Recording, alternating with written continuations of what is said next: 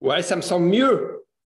Ah, Ah, je bouge plus? ne bouge plus. Ne fais plus rien, tu ne bouges plus, tu éteins la télé, tu fais rien. Ouais, je sais faire. Je sais faire. Merci de faire ce petit call avec moi. Tu es où en ce moment là? Tu es du côté de Grenoble, toi, non? Tu es dans les montagnes. Exactement. Tu es à Grenoble même? À Grenoble même. D'accord. 58 boulevard Foch. Si tu veux venir, t'es bienvenu. Pour ceux qui veulent aller sonner, il fait une rêve partie ce week-end. C'est Euh, ça. bon, alors Silver, toi, tu es organisateur d'un event qui est Le tour des glaciers de la Vanoise. pour En des par... Excuse-moi. Alors, mais moi, j'ai l'impression que c'est une épreuve qui existe depuis quelques années quand même déjà, non? 20 ans l'année prochaine, ouais. Ah oui, d'accord. Ouais, c'est bien Ouais. c'est bien ce que je me disais. Et C'est toi, une tu es aux course manettes historique. depuis peu ou tu as repris le truc récemment? Ah, attends, t'es complètement coupé, mon pauvre chouchou là. Ah merde, j'ai rien entendu. Ça marche pas. Je Si, si, t'entends, je t'entends. là, je t'entends, mais je te vois Tu me plus. vois pas, non? Tu vois, ça fige l'image là. C'est relou ça. Ah là, t'es parti complètement. Bon, alors, je sais pas. J'enregistre le son. Du coup, on fera pas de vidéo. Je ferai un papier écrit et puis voilà. Euh, Est-ce que tu m'entends là? Oui, c'est bon. Parfaitement. Bon, voilà. 5 sur 5. Voilà. Ou alors, attends, tu sais ce que je vais faire? Ouais, on peut faire un truc comme ça. Voilà, bah, tu sais, on va faire comme ça. Voilà, tu sais, entre la Californie et Grenoble, voilà, c'est pas les temps modernes. Hein, ça Il marche. y a quelques kilomètres. Donc, ça marche pas comme on aimerait que ça marche. Bon, donc tu me dis, ton trail, ça fait 20 ans qu'il existe. C'est ça. Ça s'appelle, alors, je vais encore écorcher le nom, excuse-moi. Redis-moi comment ça s'appelle. Non. Alors, c'est facile à retenir, c'est le TGV, Tour des glaciers de la Vanoise. Tour des glaciers de la Vanoise. Et donc, ça fait 20 ans que ça existe. Est-ce que toi, tu es aux manettes depuis 20 ans ou tu as repris l'affaire récemment? Non. Alors, moi, j'ai eu la course en qualité de directeur adjoint quand je travaillais à l'Office de tourisme pendant 6 ans. Ouais. Et il m'a demandé de revenir m'en occuper depuis 2015. Donc, 15 à 22, ça fait 7 ans. Donc, ça fait 13 ans que je m'en occupe. J'ai 13 éditions sur les 20. Mais tu es toujours au sein de l'Office du tourisme ou pas? Non, non, là, c'est en organisateur. J'ai ma société d'événementiel. C'est celle-ci qui s'en occupe. D'accord, ok. Quelles sont les distances que tu proposes? Alors, on a 4 distances. On a l'épreuve Rennes, c'est le 73 km. 73 73. comme la Savoie. Ouais, Ouais. ouais. Donc, 3008 de dénivelé. On a un 30 km avec 1750 de dénivelé. Quand tu Et dis, on a un excuse-moi, 4... quand tu dis le dénivelé, c'est positif ou c'est cumulé C'est positif toujours négatif? positif. D'accord, Ouais, on parle toujours en positif. ok, Oui, parce que c'est une boucle. Donc, vu que c'est une boucle, ça arrive au même endroit que ça part. Donc, ok. le positif est aussi négatif. Donc Et donc, on a 73, je te fais répéter, 30 30 et 15. et 15. D'accord. Et on fait une 73 en 2 jours pour les randonneurs les plus aguerris. Donc tu fais la même distance, mais tu le fais en 2 jours. En 2 jours pour des randonneurs. Pour des randonneurs, oui, Est... pardon, pas des trailers du coup. Ouais. Ok. Non, mais c'est assez costaud. Il faut avoir un vrai niveau physique. Et ta distance là, donc là on parle bien d'ultra, hein, c'est de l'ultra, le 73. Non, non, l'ultra, ça commence à 80. Pour moi, l'ultra running, ça démarre, c'est tout ce qui est après le marathon. Alors, c'est toujours compliqué, hein, Mmh. mais selon la Fédé, c'est 80 km. Selon la Fédé française d'athlée maintenant. Ah bon, bah, c'est nouveau alors. D'accord, je ne savais pas. En trail running. Ok. En trail running, tu as des distances l'ultra commence à 80, mais d'autres, effectivement, partent du principe que l'ultra, c'est autour de 50, je ne sais Enfin, plus. c'est Mais nous, on ne communique pas sur tout ce qui est au-delà du marathon normalement. Mais d'accord, ok. Donc vous, mais alors vous avez une distance ultra ou pas du coup? Non, pas encore. Non, l'année prochaine, on va inventer, alors on va lancer pour les 20 ans de la course et pour les 60 ans du Parc national de la Vanoise un ultra trail, donc en étape. Ça serait un 3 fois 40 km et on court à l'intérieur du Parc national Ah, en faisant génial. une sorte de mini Tour de France en vanoise, si tu veux. Super. Ah, c'est bien ça. D'accord. Ton épreuve, elle est quand? C'est bien, ça arrive là? Alors, c'est pour 2023. Cette année, on reconnaît avec des grands champions. Donc, on a Thibaut Barognon Ouais. de chez vous, qui Mmh. vient Mmh. connaître, Du Team Salomon, ouais. Michelot Mmh. du Team Salomon. On a Ludovic Pomeray qui sera là, Mmh. Christophe Le Sceau, Mmh. On a plusieurs athlètes. Alors, on en a en attente. On a aussi le team Matrix avec j'ai mangé leur nom. Avec Simon Gosselin et un autre athlète. Donc, en fait, l'idée, c'est de mettre en valeur un parcours avec des grands athlètes. Donc, mais qu'est-ce qu'ils vont faire du coup cette année, ces gens-là? Ils vont faire le parcours pour le fun. Ils vont faire le parcours, on va les shooter, on va les filmer, on va avoir du rédactionnel, parce on sait que pour communiquer sur un événement, il faut s'y prendre largement un an à l'avance pour communiquer au mieux. D'accord. L'exemple de Serponçon est sûr. C'est quoi l'exemple du lac de Serponçon? Et moi qui étais sur l'événement de la course, je demandais aux compétiteurs pourquoi être venus ici, et tous m'ont parlé de la mise en avant dans la presse. 8 mois en avance, mise en avant par François Den.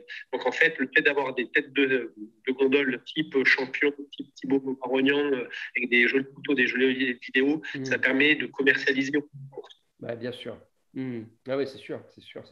Mais là, l'épreuve 2022, elle a lieu quand? C'est quoi les dates? Alors, c'est 2 et 3 juillet. C'est le premier week-end de juillet. On est donc sur la course du dimanche, et puis on aura donc la reconnaissance de notre ultra trail 2 jours avant. Donc, ça fera 30 juin, 1er juillet, 2 juillet. T'es complet ou tu as encore des places pour les inscriptions? Là, on a encore des places. Normalement, on sera complet. Voilà. Nous, on a la chance, le Tour des Glaciers de la Vanoise, d'être une course un peu historique. Tu as de ces courses que tout le monde connaît, la 6000D, les Templiers. Alors, on n'a pas ce volume-là, évidemment. Mais en termes de notoriété, on nous place souvent dans les courses les plus belles. Alors, on n'est pas dans le quantitatif, on est plutôt dans le qualitatif. Voilà un petit peu comment on fait un petit peu notre publicité, et ça marche pas trop mal. Voilà, on a quelques valeurs. J'aime bien dire qu'on est des courses simples, authentiques et généreuses, parce qu'on ne peut pas proposer des courses où il y aurait 5000 personnes. On court en plein cœur du parc national de la Vanoise. C'est ça la valeur ajoutée que les autres n'ont pas. Nous, il n'y a pas de route, il n'y a pas de moyen de se sauver. Si demain il y a un pet en montagne, c'est l'hélicoptère qui vient vous chercher. C'est personne d'autre. D'accord. Du coup, tu limites les inscriptions à combien de participants? Alors, ce n'est pas moi qui limite, c'est le parc national de la Vanoise qui limite. Sur la grande course, il limite à 600 sur la grande course, 300 sur la petite. Et après, c'est moi qui limite sur l'autre course à 300, parce qu'on est hors parc. Mais après, il faut savoir la raison de garder, d'être dans ces courses un petit peu humaines, et pas, on va dire, ultra commerciales, où on aime bien avoir 1200, 1300 personnes, mais après, c'est compliqué pour nous d'organiser. Absolument. Mais tu sais que quand tu es coureur, les courses où tu as… Parce que 600 partants, c'est un nombre qui est déjà conséquent. Moi, qui suis ici aux États-Unis, tu vois, les courses, elles ne font jamais 600 partants, les courses de trail. Quand tu es à 400, déjà, tu es content. Mais du coup, c'est une autre expérience de course. C'est une expérience vachement plus sympa, parce que les courses où on est 1000 coureurs, ou voire plus, moi, j'en ai fait, il y a des embouteillages, tu n'es jamais tout seul, enfin, tu es toujours collé aux uns aux autres. Pour doubler, ce n'est pas évident. Donc, les courses avec les courses où tu as moins de partants, ça a aussi quand même beaucoup d'avantages. Nous, c'est un petit peu ça. L'idée, c'est vraiment… de toute façon, on est sur un village qui ne pourrait pas accueillir trop de monde. Pralognan, c'est un village un peu perché, un peu au bout du monde, dans un écrin de verdure. Alors, village touristique, donc il y a l'hébergement, il y a la restauration, il y a les activités, mais il est proportionné pour avoir ce nombre-là de participants. Au-delà, c'est compliqué. On a déjà des personnes qui doivent faire des kilomètres pour venir le jour de la course. Ils n'arrivent pas à se loger sur place. Donc, ce n'est pas l'idée qu'on va avoir. Parce que la ville la plus proche, c'est quoi? La ville où tu peux te loger, où tu peux éventuellement arriver en train. Comment? On ne parle pas de ville. Nous, en fait, si tu veux, on est, en termes d'hébergement, on est à côté de Courchevel, on est à côté de la Plagne. Donc, il y a des dizaines de milliers de lits. Voilà. Donc, en fait, ce n'est pas les lits qui… Mais ce n'est pas pratique, en fait. Donc, la praticité veut que les gens dorment chez nous, ou vraiment à côté, à Beauzelle, une petite ville de quelques kilomètres. Mais c'est compliqué. On a un départ le matin à 4 heures du matin. Donc, en général, on leur demande de venir à 3 heures pour l'émargement. Ça veut dire qu'ils doivent se lever à 2h, 1h30, 2h Le mec, il dort pour pas, arriver dans les délais. Donc le mieux, c'est que les gens dorment sur place. D'accord, ok. Mais ça, c'est un peu ta contrainte, c'est que tu es limité en termes de lit, quoi. Quand même, sur Pralognan. Ouais, mais c'est très bien. Ouais, mais c'est très bien. Ça cadre et puis on sait où on va. D'accord, ok. Mais tu as quand même suffisamment de lits pour tous les partants. Oui. D'accord. En fait, nous, on n'est pas sur une course, on est sur une course famille à la bordure des vacances. Je m'explique, c'est que lorsque le coureur vient courir chez nous, il vient avec sa petite famille. Ouais. Donc, même si tu as 1200 personnes, ça se transforme en 5000 des 1200 personnes. Bah oui. Donc, le village est vite pris d'assaut. Alors, 5000, j'exagère peut-être. On est à 2,3, je crois. Un compétiteur amène 2,3 personnes. Et donc, le village se remplit assez vite. Donc, on a toujours les difficultés pour trouver les bons logements pour les personnes, parce que certains veulent du camping, d'autres veulent de l'hôtellerie, d'autres veulent des résidences de vacances. Donc, il y a toutes ces problématiques à prendre en compte. D'accord, ok. Et donc, écoute, ouais, moi, je connais bien cet endroit parce que moi, j'ai souvent, dans ma jeunesse, eu la chance de skier dans les Trois-Vallées. Et j'étais basé à Courchevel, donc je connais bien. En tout cas, de nom, je connais Pralognan, je connais même l'autre petit village dont tu as parlé tout à l'heure, Beauzelle. Voilà. Et parce que quand tu descends, quand tu es à Courchevel et que tu descends, que tu vas skier, que tu descends tout en bas quand il y a les années où il y a un super enneigement, que tu descends jusqu'à 1500, est-ce qu'après tu peux pas même descendre jusqu'à Beauzelle à ski? Non, peut-être pas quand même. Ah, si. Ah, voilà. Mais t'es en repli. Mais là, il y a un projet de remontée mécanique. Donc, le projet devrait sortir de terre sous peu. Mais sinon, oui, les moniteurs, maintenant, font un petit coup de hors-piste parce qu'on est sur la montagne à vache, comme on dit. Alors, je ne sais pas si tu connais l'expression. Non. Mais c'est que de l'herbe. Ah, d'accord. Montagne à vache, ça veut dire que tu as que de l'herbe et donc tu skis très facilement. D'accord, ok. Donc, c'est safe. Et donc, tu peux aller jusqu'à Beauzelle. Ok. Mais après, par contre, pour le moment, tu es coincé. Après, tu ne peux pas remonter. Il faut remonter en voiture. Non, mais tu as des navettes depuis Beauzelle. Parce qu'en fait, tous les saisonniers de Courchevel habitent Beauzelle. Ah oui, ok. D'accord. Et puis à terme, on va avoir un porteur qui va partir de Beauzelle pour aller à Courchevel. D'accord. Et alors, le parcours, il passe où? Alors, le parcours, il passe pas à Courchevel, si? Non. Alors non, celui du 30, en fait, il est en bordure de Courchevel. Ouais. Donc si tu connais les Avals, je ne sais pas si ça te parle, les Avals. Donc en fait, on est sur la ligne de crête des Avals. Donc ça, c'est le parcours du 30 qui est très beau, le petit Mont Blanc, le parcours des crêtes.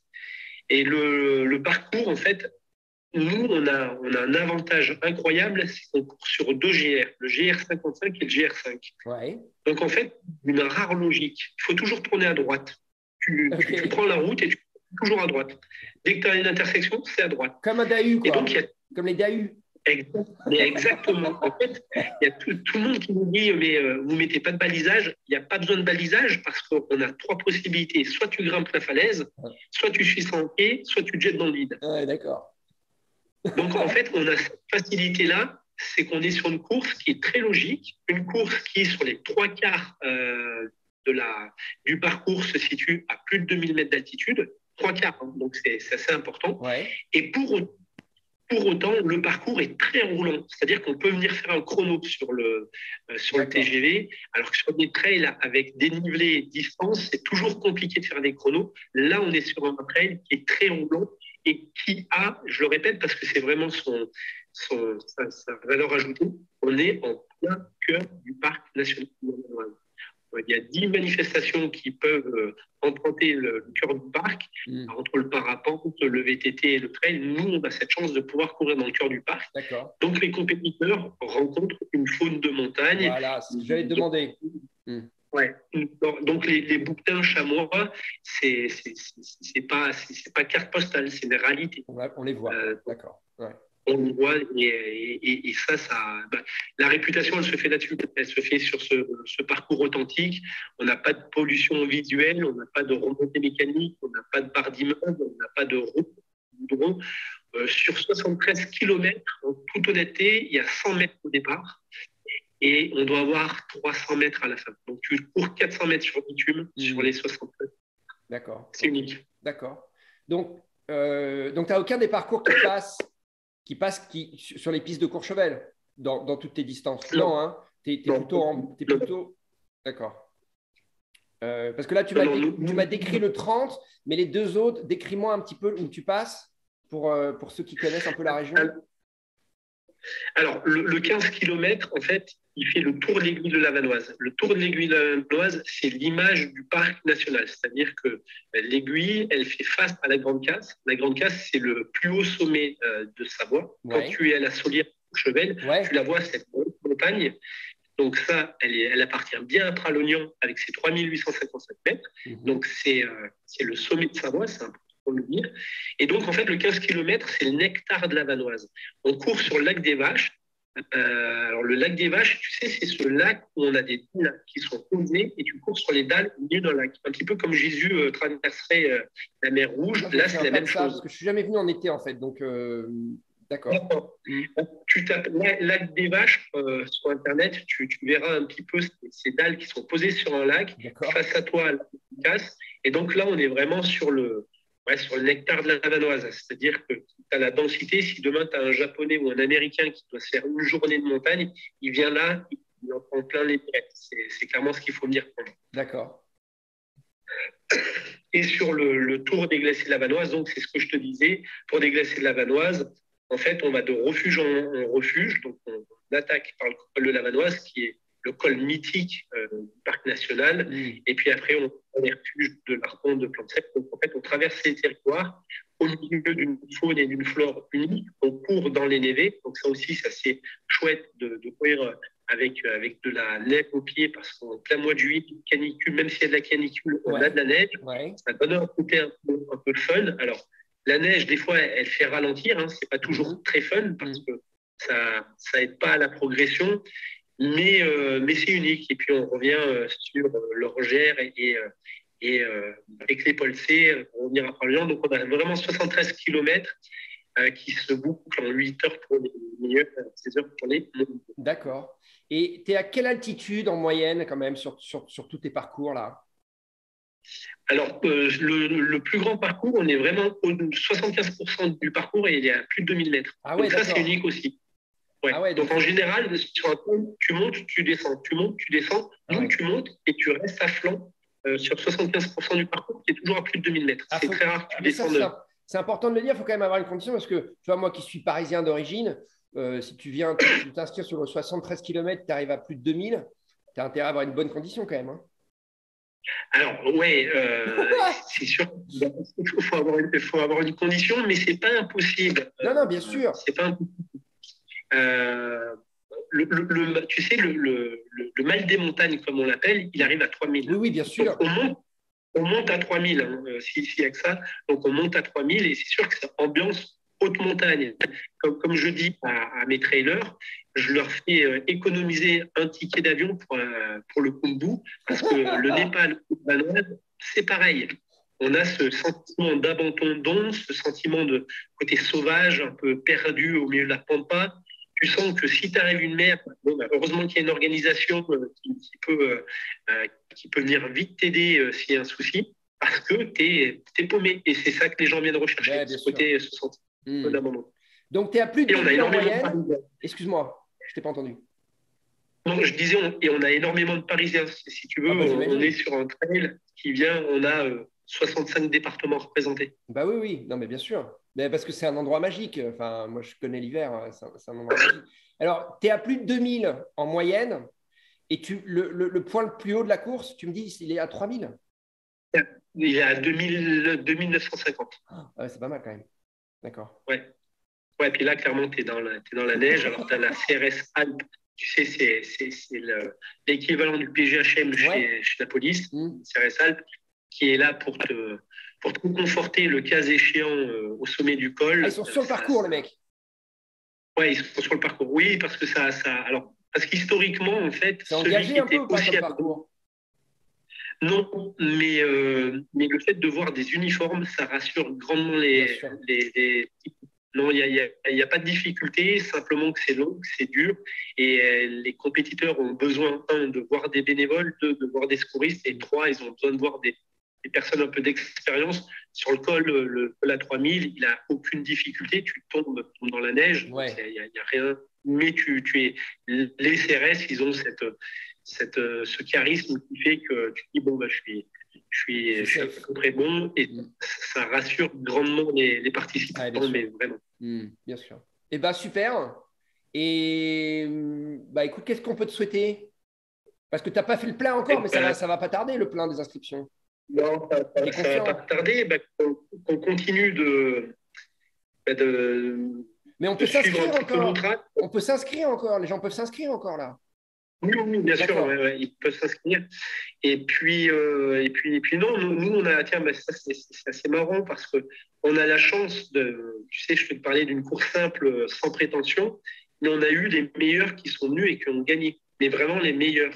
Donc les Dawashara, les François Den, les Ludovic Pomeré, les Julien Chaurier. Donc c'est souvent la première course que les grands champions gagnent. Il y a François Den, il nous fait toujours de la pub parce qu'il dit toujours qu'il conscience de ses possibilités sur le Tour des Glaciers de la Vanoise. Ça, c'est chouette. Donc, ce côté un peu révélateur de talent, ça nous va bien. Et puis, bien ça. On va continuer à trouver des nouveaux talents. Et voilà, Inch'Allah, comme disait Zara. Est-ce que tu arrives à avoir des gens un peu de l'international? Ou c'est difficile, ça? C'est compliqué. Le trail, c'est ce que je disais un collègue, le trail, c'est un sport sinon franco-français, mais presque savoyard. Je suis très chauvin, mais les très bons trailers, l'autre jour, j'ai eu un responsable touristique de Savoie, je ne comprends pas pourquoi il n'y a pas une équipe de trail estampillée Savoie. Parce qu'avec un Julien Chaurier, un Ludovic Pomeré, un François Den, on a une équipe pour tout casser, en fait. Et donc voilà, donc oui, il y a quelques Américains, il y a Kylian évidemment, mais lui c'est un extraterrestre. Tu as 2-3 étrangers, mais malgré tout, aujourd'hui, mais pour moi, après tu ne seras peut-être pas d'accord, Gaël, on peut être en désaccord, mais pour moi, le trail, ça reste quand même très estampillé sur quelques nationalités, sur 5-6 nationalités. Bien sûr. Non, mais je suis d'accord. Si demain, je te dis une bêtise, mais si tu as les biathlètes russes, ukrainiens, biélorusses, tu sais, toute cette tradition des armées des pays de l'Est qui vient au trail, à mon avis, ça risque de cartonner, quoi, parce qu'ils ont une hygiène de vie incroyable. Si demain, tu mets, comment il s'appelait, Fourcade, un basket au pied sur un trail, Martin Fourcade. Je serais curieux de savoir comment il finirait sur un UTMB. C'est sûr, mais tu sais, moi qui vis aux États-Unis, c'est une discussion que j'ai souvent eue, et notamment la question de savoir pourquoi les Américains ne gagnent pas à l'UTMB, tu vois. Et une des explications… Il y a Courtenay quand même. Oui, enfin, pardon, les Américains hommes. Excuse-moi, les Américains hommes. Les Américains filles, elles se sont depuis longtemps imposées à l'UTMB. La première année, d'ailleurs, c'est Chrissy Moelle, une Américaine qui gagne en 2003, et puis ensuite, il y en a eu d'autres. Mais c'est parce qu'ici, aux États-Unis, la culture, ce n'est pas du tout la même. En France, c'est plutôt une culture de montagnard. Ici, c'est une culture de course à pied, de cross-country. Les mecs, ils travaillent leur vitesse. Mais dès que tu les mets en difficulté dans la montagne avec de la météo chaude, froide, un sac à dos, pas de paisseur, c'est un autre sport, quoi. Voilà. Donc, je suis d'accord avec toi. La France, l'Espagne, l'Italie, c'est les nations phares. C'est les pays alpins, tu as les pays alpins, et puis voilà. Après, tu as 2-3 Asiatiques là au Japon qui sont pas mal, mais et puis après, c'est une question d'argent. Si demain tu mets des vrais price money à l'UTMB, je crois que le vainqueur, c'est 4 000 euros. C'est rien, 4 000 euros pour gagner l'UTMB. C'est ridicule. Oui, parce qu'on a faut pas oublier les Asiatiques. Les Asiatiques, ils sont quand même, on le voit, moi je le vois sur une course qui s'appelle la Hong Kong 100, où tu as quand même régulièrement des Européens et des Américains qui y vont, qui se prennent une raclée là-bas parce que les Chinois… certes, comme tu dis, ça leur coûte cher de voyager, ils ne viennent pas pour des petits prize money, mais il y a un gros niveau quand même. Puis il ne manque pas de montagne. Ouais. Non, mais c'est certain. Enfin, moi, je suis persuadé que demain, tu mets du pognon sur la table, ça change la donne, absolument, ça change toute la donne. Moi, j'ai 2 athlètes, je parraine 2 athlètes, c'est 2 copains, c'est Christophe Lesault, que tu connais peut-être. Bien sûr. Et puis Ludovic Pomeré, qui est un vrai copain. Pareil, on connaît, j'ai fait son assistance là, sur la Diagonale des Fous. Ouais. Bon, il gagne la Diagonale des Fous. Aujourd'hui, les vieux de 50 ans, on avait cru que c'était fini. Alors, il n'y a pas 50 ans, mais les plus de 45, on pensait que c'était un peu cramé. Ouais. Ben non, ils sont là, mais parce que la jeunesse, elle ne pousse pas, il n'y a pas forcément de pognon. Mais le jour où tu mets un peu de pognon pour la table, tu vas voir les Américains qui vont se réveiller, les Canadiens, ils ne seront pas plus débiles que les autres. Ouais. Donc, je pense que mais aujourd'hui, c'est encore une discipline qui est encore un peu. Et les Chinois, n'oublie pas les Chinois. Et les Chinois, on est d'accord. Bon, donc je te souhaite beaucoup d'Américains, beaucoup de Chinois et de faire le plein. Mais là, le plein, tu vas le faire, c'est sûr. Et je te souhaite une belle météo quand même, parce que c'est quand même pas la même chose quand tu fais un trail en montagne et que tu as des problèmes de météo. Hein. Ça n'a rien à voir. Mais venir faire des courses en France me manque, tu vois. Moi, j'ai fait la 6000D 4-5 fois, l'UTMB pareil. Voilà, les belles courses de montagne en France me manquent. Donc, ta course, je me la mets dans un coin de la tête. Et si je reviens en été, je te passe un petit coup de fil et tu mettras un dossard au chaud. Si tu veux faire la reconnaissance avec les champions là, sur 3 jours, tu es le bienvenu. Hein. Ouais, j'ai pas de niveau quand même. Hein. Non, mais alors là, ils sont filmés, ils sont photographiés, donc c'est à la cool. D'accord. Okay. C'est quand? Si jamais. C'est quand? C'est le 30 juin, 1er juillet, 2 juillet de cette année. Bon, ok. Bon, je te tiens au courant. Je te dirai. Ok. Désolé encore des rendez-vous manqués. T'inquiète pas. L'important, c'est qu'on y arrive. Et je te remercie pour ça. Je vais vérifier si j'ai un WeTransfer. Si j'en ai pas, je te renvoie un petit message.